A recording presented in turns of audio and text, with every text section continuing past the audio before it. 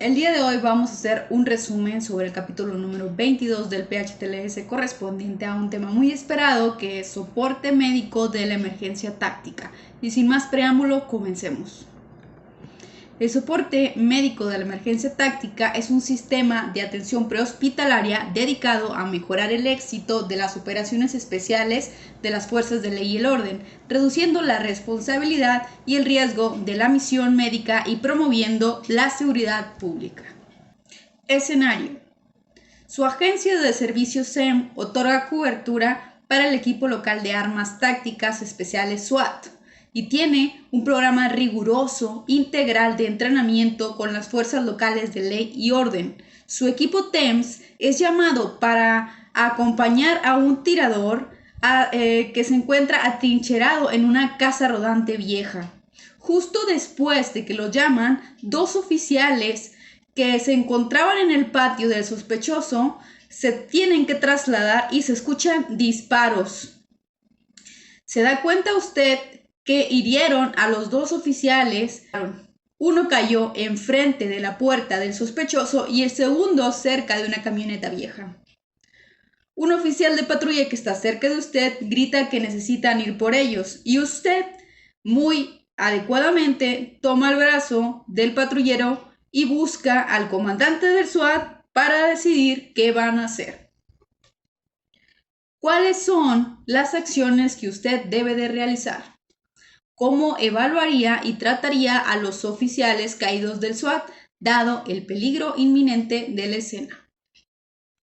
Para una visión más detallada del TEMS, la National Association of Emergency Medical Techniques ofrece un curso que de hecho dura hasta 16 horas dedicado específicamente a ello. Pero aquí se lo vamos a decir todo en un resumen breve de 30 minutos o menos.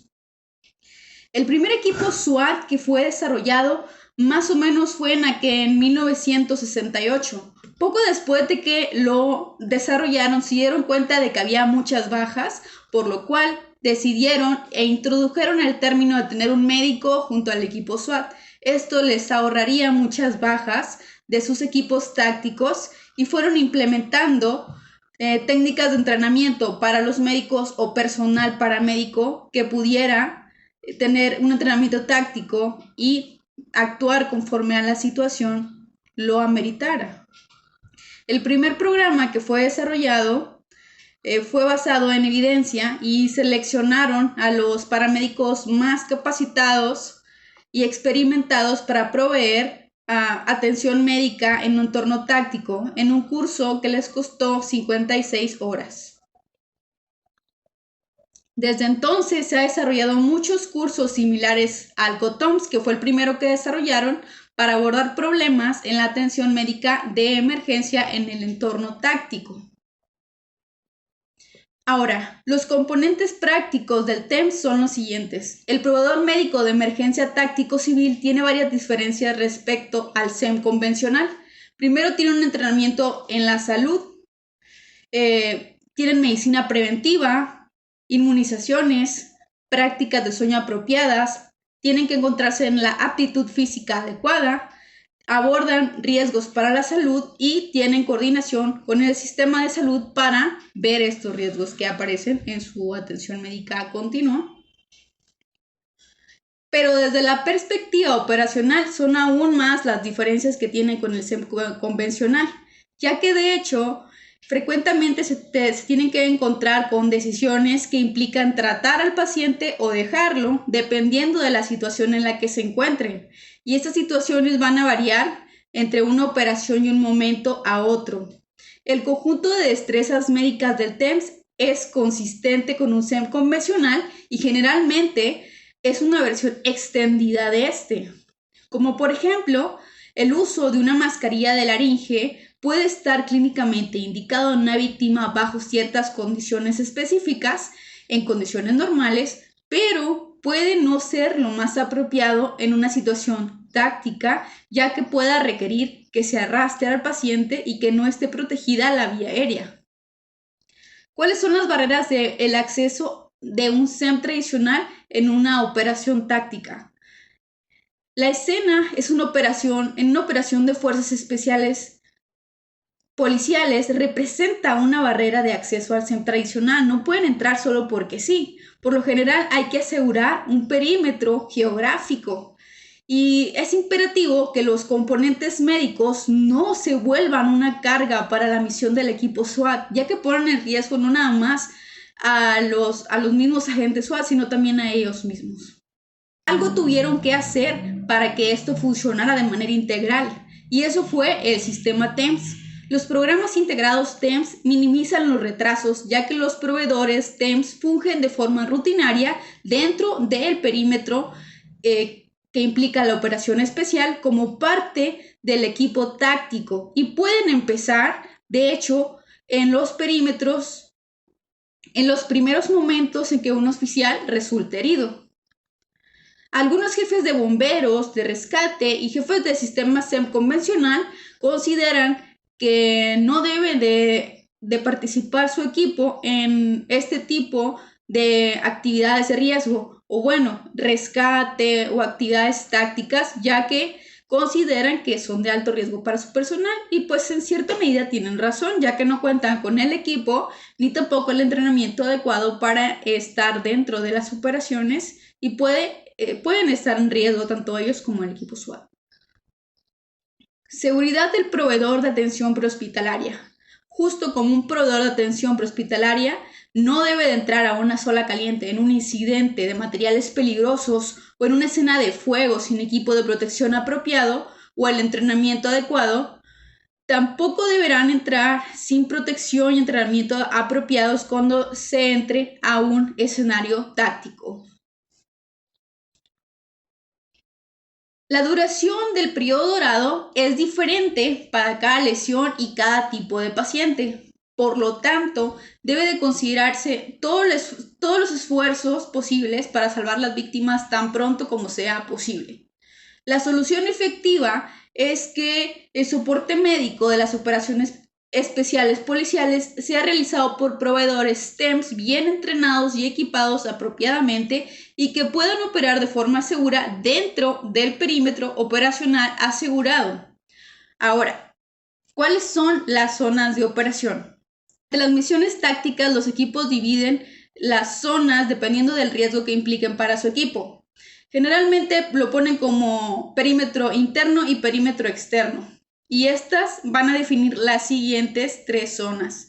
La zona segura, que implica que nos encontremos fuera del perímetro externo o exterior, donde no debería de existir amenaza, también conocida como zona fría. La zona tibia, entre el perímetro interno y el perímetro externo, donde podría existir todavía amenaza. Y la zona de muerte o perímetro interno es el área en el que nos encontramos en alto riesgo de recibir un impacto o en el que un respondiente podría tener mucha exposición a ser lastimado por un proyectil de arma de fuego. En muchas formas esto se parece de hecho a cómo dividimos en un accidente de derrame por sustancias peligrosas los perímetros, pero abocado a un contexto táctico. ¿Cuáles son las fases de un cuidado táctico? Pues bien, se van a dividir en base a la situación táctica y la amenaza asociada en el momento en que la atención esté siendo otorgada. Existen dos manuales principales TEM, según el manual del PHTLS, que son la TCCC, la Tactical Casualty Combat Care, y el TEC, o Atención Táctica de Víctimas de Emergencia. Y dice principalmente que lo va a dividir en tres escenarios posibles: amenaza inmediata o activa, que es la situación táctica de mayor riesgo; amenaza contenida pero puede reanudar; y sin amenaza. Si nos encontramos en una amenaza inmediata o activa, es decir, según el manual TCCC, bajo cuidado bajo fuego, o TEC, cuidado bajo amenaza activa, que básicamente van a ser lo mismo, pero pues con definiciones un poquito diferentes hablando operacionalmente. La segunda, amenaza contenida pero puede reanudar, sería cuidado táctico de campo, y en el caso de TEC sería cuidado bajo amenaza indirecta, y por último sin amenaza, que sería en el manual de TCCC, que es Combat Casualty Combat Care, cuidado táctico en la evacuación o cuidado en la evacuación. Estas tres posibilidades son las que principalmente manejan los TEM. Los niveles de amenaza pueden cambiar rápido en un entorno táctico. De forma acorde, las fases de cuidado táctico pueden no coincidir de hecho con las zonas de operación. El personal TERF debe de entender esto y tomar las decisiones apropiadas junto con el líder del equipo SWAT, dependiendo del estado actual del paciente y de la situación actual de la zona de peligro. El equipo de protección personal que generalmente utiliza todo el equipo SWAT, ya saben, pues consta de cascos antibalas, visores, chalecos, escudo, botas, desplazamiento táctico que implican pues sistemas para camuflajearse y desplazarse más fácilmente. Ahora bien, las guías básicas de atención táctica en víctimas de combate cuando nos encontramos en una situación bajo fuego o de mayor riesgo posible, en este caso existe protección limitada para la víctima y el respondiente, y las operaciones dentro de esta área son extremadamente peligrosas. Las acciones inmediatas van a incluir supresión de la amenaza y evacuación de la víctima hacia cubierta. La autoayuda en estos casos va a ser esencial, y si hay sangrado activo, el torniquete va a ser el gold standard en esta situación, ya sea que se aplique por el mismo paciente o por el mismo personal SWAT, o que lo aplique algún compañero que esté cerca, si no se puede acercar el personal médico o paramédico capacitado o el equipo TEM. ¿Cuáles son las bases del tratamiento en una situación de riesgo? Pues primero mantener la supremacía táctica, que implica que hay que primero neutralizar la amenaza tan pronto como sea posible. Por ejemplo, fuego dirigido, humo, actitud amenazadora, supresión de fuego, mitigación de material peligroso. Número 2 sería asegurar cubierta y protección, prevenir más lesiones a víctimas o rescatistas. Número 3, usar torniquetes, como ya les comentaba, para hemorragia que amenace la vida, hablando de las extremidades, en lugares donde sí se pueda aplicar un torniquete. Y número 4, no realizar manejo de la vía aérea invasivo, no realizar reanimación cardiopulmonar, no realizar o emplear precauciones estrictas de la columna, ya que esto nos tomaría demasiado tiempo y nos expondría muchísimo como proveedores de atención o respondientes, y podríamos estar incluso en riesgo de muerte. Ahora, cuando nos encontramos en una amenaza media, en una zona tibia o en lo que llamamos cuidado táctico de campo, hay que considerar las siguientes cosas. 1. La atención inicial del paciente debe seguir los criterios MARCH. Hemorragia masiva, control de sangrado, un torniquete o apósito hemostático, apósito compresivo convencional si no pudiésemos establecer ninguno de los dos previos, para la hemorragia que amenace la vida, que es lo más importante en el contexto táctico. B, vía aérea, lo segundo, evaluar en busca de obstrucción y asegurar la vía aérea con posicionamiento del cuerpo y vías aéreas, la nasofaringe, vías aéreas avanzadas o vía aérea quirúrgica si es que lo requiriera el paciente. Esta decisión deberá ser basada en entrenamiento de la unidad y por supuesto en los protocolos locales que tanto les permita pues su preparación. C, respiraciones, evaluar y tratar heridas en tórax penetrantes, heridas de succión y neumotórax de tensión, dependiendo también de su preparación como paramédicos o a lo mejor como médicos con su preparación TEMS para atención táctica. Y por penúltimo, circulación, evaluar en busca de shock, establecer acceso intravenoso y si no se pudiese establecer intravenoso, intraóseo, e iniciar la reanimación con líquidos si está clínicamente indicado.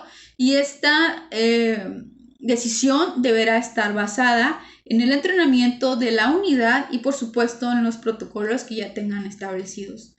Por último, la cabeza y también hipotermia. Hay que proteger a la víctima de la hipotermia. El calor, químicos o exposiciones tóxicas pueden ser consideradas como factores de riesgo. Hay que inmovilizar cualquier fractura que resulte importante y otorgue restricción de la movilidad de la columna vertebral o cervical, considerando el alto riesgo de lesión, conforme el mecanismo de lesión y la situación de riesgo táctico. Consideraciones especiales: al torniquete no hay que darle más de 3 vueltas o 540 grados para evitar deformar el chasis. Es válido colocar más de un torniquete siempre y cuando se siga la premisa alto y ajustado. De preferencia siempre debe ser por debajo de la piel, pero sabemos que en un entorno táctico probablemente no se pueda. Por eso se puede considerar, si no ajusta lo suficiente como para evitar el sangrado activo, colocar un segundo torniquete al lado del primero y volver a ajustar hasta que remita el sangrado activo, si es que lo tuviera. Las guías de TEMS más actualizadas también recomiendan el uso de apósitos hemostáticos tipo Combat Gauss o Celo Gauss como alternativas a hemorragias en las cuales no puede utilizarse un torniquete. Estas serían zonas como el cuello, axila, ingle u otras zonas de pliegues en las cuales no está muy factible el uso del torniquete. Después de la aplicación de estos productos hay que hacer presión directa por al menos 3 minutos.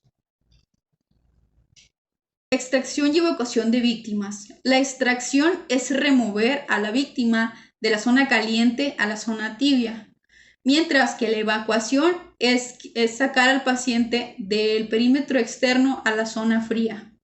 Es un proceso físicamente desgastante que interrumpe el flujo de la misión y es potencialmente letal para el equipo, ya que pone en riesgo todo el proceso de la misión. Antes de extraer a cualquier víctima, el proveedor TEMS debe analizar el riesgo de tránsito entre las diferentes fases y la posibilidad de que la víctima sobreviva, una decisión que debe tomar junto con el líder del equipo SWAT. El segundo componente de riesgo de tránsito es la ruta de viaje. Las zonas de fuego tienen formas irregulares y son áreas geográficas no continuas con nivel de riesgo dinámicos. La extracción puede requerir cruzar zonas de peligro lineales y los comandantes deben de considerar sus recursos antes de iniciar una misión de rescate. Múltiples factores juegan un papel importante en los rescates de alta peligrosidad, que son estos. Metodología de evacuación remota y rápida. RAM, por sus siglas en inglés, fue desarrollada por el sistema COTONS y es el protocolo principal. Metodología de evaluación remota y rápida, RAM, por sus siglas en inglés. Esta fue desarrollada por el sistema COTONS y el propósito principal de este algoritmo de evaluación es maximizar la oportunidad de extraer y tratar a una víctima salvable mientras se minimiza el riesgo para los proveedores e intentar no realizar un rescate innecesario. ¿Cuál sería este? Intentar rescatar a una persona o una víctima que puede rescatarse a él mismo o rescatar a una víctima que ya está muerta. ¿Cuál es el flujo que se debe seguir con este algoritmo?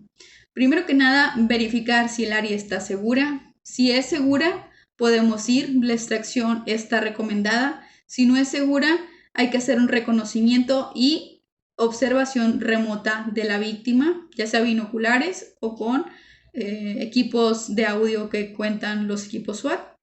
Si la víctima es el predador o la amenaza, hay que valorar eso. Si sí lo es, no se recomienda más atención.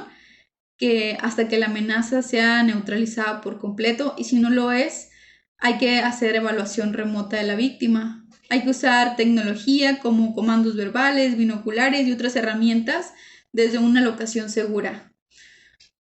¿La víctima está estable? Si no lo está, hay que evaluar el riesgo-beneficio para una extracción táctica. Y si sí lo está, hay que iniciar instrucciones de autoayuda o ayuda al compañero para correr o caminar o gatear hacia una zona segura. Consideraciones adicionales. Las intervenciones comunes del SEM convencional pueden ser inapropiadas en la situación táctica, en particular la restricción del movimiento de la columna y la reanimación cardiopulmonar. El retraso de tiempo y la exposición que implican pueden ser mortales, no solo para la víctima, sino también para los servidores TEMS. Si las lesiones son contundentes, como por caídas, choques o alguna excepción de alto impacto, se puede considerar la restricción del movimiento si la situación táctica así lo permite. Si no, lamentablemente no.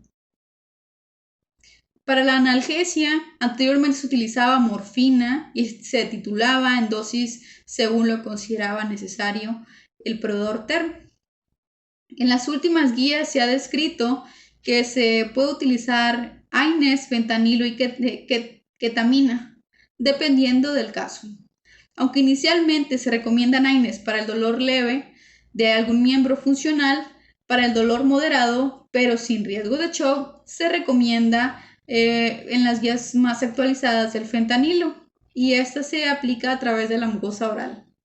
Si la víctima tiene dolor severo y compromiso pulmonar y además se encontrara en shock, la ketamina es el agente de elección.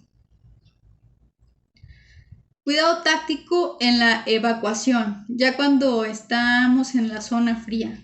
Hay que otorgar el servicio de atención médica prehospitalaria convencional y transporte, garantizar rutas claras para la salida de los proveedores de atención prehospitalaria y ambulancia, estar atento a las consideraciones de clasificación de los lesionados, permanecer alerta a la presencia de dispositivos secundarios y otras amenazas no convencionales, por ejemplo, inundaciones, multitudes o fuego. Otro de los conceptos que vienen ahí es la inteligencia médica. Parte del rol del proveedor de TEMS es el planteamiento operacional, adquisición y mantenimiento de inteligencia médica por equipos locales y regionales. Es importante que el proveedor TEMS tenga un conocimiento profundo del SEM local y también de sistemas de trauma. Este conocimiento le va a permitir al proveedor TEMS tomar decisiones apropiadas sobre la atención de evaluación y el destino de pacientes si hay un herido o si ocurre una baja en la misión. Los equipos TEMS que funcionan de forma remota en áreas desconocidas tendrán que llevar a cabo un plan de evacuación ejecutable y un plan de cuidado prolongado. Ahora, y por último, la solución al escenario. Probablemente al principio no estabas seguro de qué hacer o probablemente te equivocaste al momento de responder y aquí lo vas a saber. El comandante del SWAT te ordena que hagas la metodología de evaluación remota, siguiendo el algoritmo que ya habíamos mencionado previamente. Y tú te determinas la utilidad del esfuerzo de rescate. Usted usa sus binoculares y el dispositivo acústico del equipo SWAT para examinar a los dos oficiales caídos.